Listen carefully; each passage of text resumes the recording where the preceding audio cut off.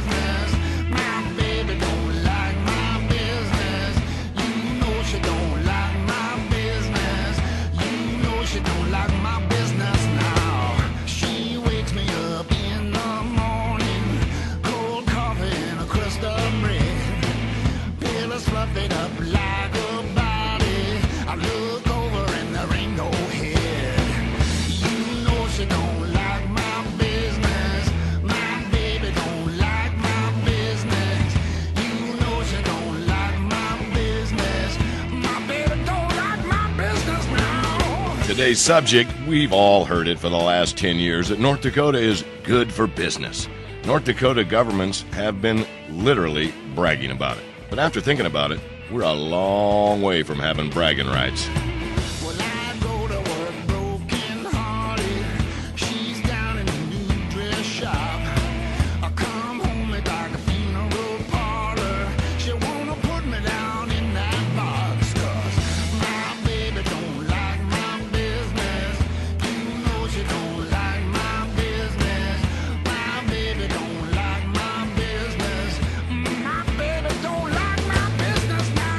No doubt, business heavy hitters, and especially the operating oil companies here in North Dakota, has been a pretty good deal.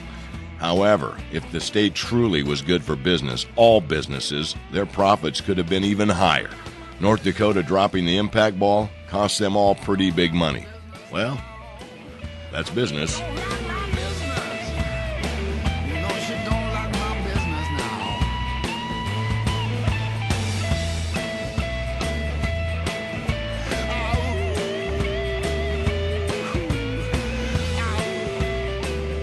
Don't get me wrong, I love business, but when my state claims it's good for business, it better be, across the board. For many of those who do business in Western North Dakota, this simply isn't true. I'll expand on this right after we take care of a little business.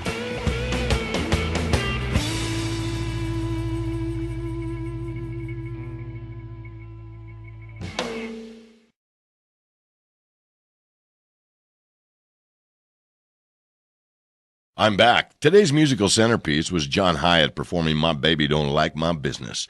Now back to business. Okay, let's go back to 2009 in Western North Dakota when the North Dakota Industrial Commission and their crude partner, the North Dakota Oil and Gas Commission, opened the floodgates to oil well permits, which was pretty good for the business of big oil operators. However, let's take a little deeper look into that. Let's start with the givens in this equation. Can we agree that every permit approved by the state for a well to be drilled in Western North Dakota was an unfunded mandate upon the township and county that it would be drilled in, along with the service center cities that would support it? That is a given. Can we also agree that the state of North Dakota was not taking care of business when it ignored the impact requests from those being impacted in Western North Dakota? That is another given. Activity began to go crazy in Western North Dakota as permits were passed out like Hershey bars on a Halloween doorstep. Because of limited resources on location, so to speak, the cost of doing business skyrocketed. There weren't enough rigs, drilling or workover. Hydraulic fracturing crews were slim and scattered. From rat hole diggers to casing crews to trucks and truck drivers to roughnecks to hotshots to cranes, there were just too many taking showers and not nearly enough towels. Supply and demand forces invaded. Price of towels went up a lot. So now we find that all these businesses trying to find employees, trying to find housing, trying to find builders, plumbers, electricians, mechanics, equipment, are finding that if they do find one or the other, it's going to be expensive. Headhunting begins in earnest as companies are going after employees with homes in the Williston Basin. Some even enter into existing businesses to recruit their employees from that business. A vicious cycle begins, disrupting the human resources of virtually every business. You know it is true when fast food franchises are paying a signing bonus and $17 per hour for entry-level workers. How is that good for the business model they had been operating with forever? It is very difficult for me to give the state of North Dakota a "we are good for business" blue ribbon just because the state made the claim. If North Dakota was good for business, the state would have taken care of their business and become engaged and invested into their impact responsibilities. The state flat out didn't take care of their business. I've said it once, I'll say it again. From 2005 to 2011, the state of North Dakota paid less than a dime on the dollar through its Energy Development Impact Office. $248 million of documented impacts to oil and gas development, and a tad over $21 million awarded to deal with the impacts.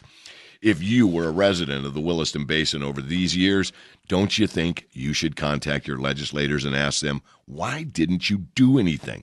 Why didn't you at least try to do something? You should expect a long and awkward pause. I'm Steve Slocum, and this is the Squeaky Wheel Commentary. Would love to hear from you about the issues facing Western North Dakota. Send an email at squeakywheelradio@yahoo.com. And as long as you're on your computer and if you agree with some of what you hear here, send a squeak to your legislators. It's not a tweet. Those are pointless and narcissistic. Send a squeak instead. Get your legislator's email address, and in the subject line, type "Safe and Responsible Oil and Gas Development." In the body of the email, just type SQUEAK. That's it. Even when they get it, they might not get it. Sooner or later, they will, though. North Dakota is a pretty small place. See you next week. Same time, same place. Until then, I'll see you later.